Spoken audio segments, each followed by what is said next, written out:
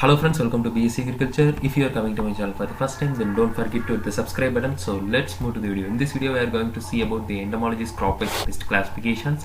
So I am going to tell you about the integrated pest management of pulses.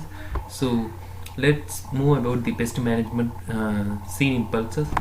So while seeing about the integrated pest management presently in the pulses, first we are going to see about the behavioral method.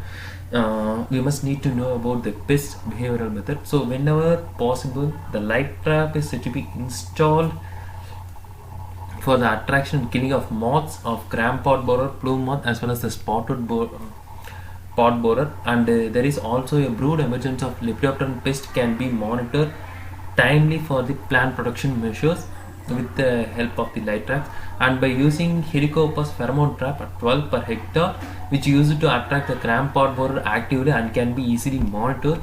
And the next one is mechanical method, which is the manual collection and destruction of grown up larvae as well as the pod borers present in the field.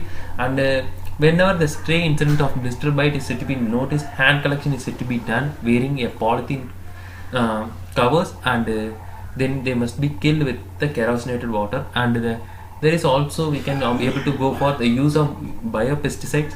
So they are around neem seed kernel extract at 5% spray, or else which can be done during the time of flowering as well as the pod formation stage, which used to avoid the pest to lay eggs on the different pod borers.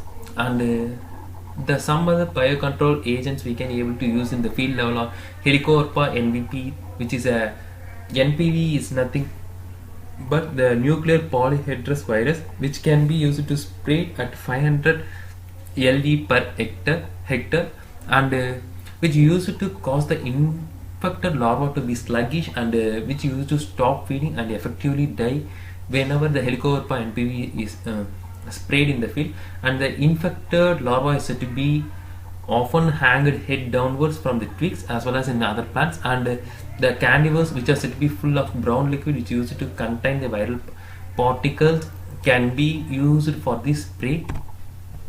And some other important biocontrol agents which is said to be effective on pod borer complex in pulses are: the first one we can able to go for use of bird predators. So bird predators which can be created at 50 per hectare in and around the PGNP field, which used to provide shelter for the predator birds like drongo, myna, and some other birds.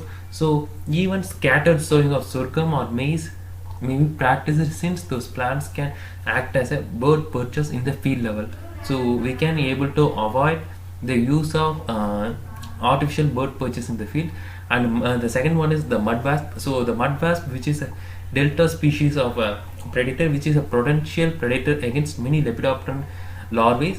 And the other one is ladybird beetle, which is a potential predator against aphis and some other soft body sucking insect, and the chrysophytes and lace minks, so which used to feed on aphids, thrips, spilids, and cockets, jazzits, and eggs of Lepidopteran insects. So these are artificially introduction of these pests, as well as maintaining some perches for the birds, is said to be effective against pod borer complex. And some other parasitoids which we can able to use on the field are Euclotron bryoni and Bracon species, Apantella species, and Campolitis chloridae, which can be recorded on the larvae of gram pot borer as well as spotted pot borer and plume moth in the field.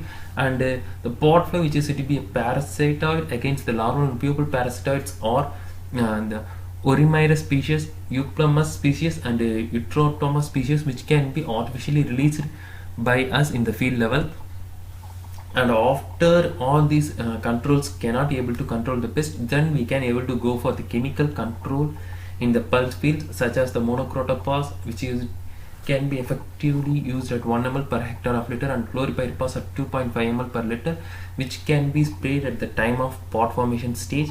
When the blister beetle population is very high, the crop can be sprayed with dichlorvos at 2 ml per liter of water.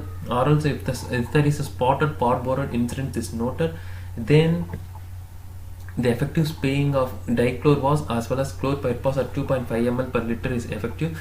When the pot bug as well as pot fly damages are noticed, then the systematic insecticide spray of monocrotophos at 2 ml per liter or else methyl dermaton at 2 ml per liter is recommended. And I have inserted some of the natural enemies photos in this slide. So these are the pictures of praying mantis, robber fly, dragonfly, spider and black tronco, and the green lace wing and red-billed junior wing images, and some other insect images, and tachinid parasitoid which used to affect the insect, and the bracon species as well as cosmopolitan chloritoid and the mud bass pond. And I have given some other pulsars. So some other pulsars which was important in our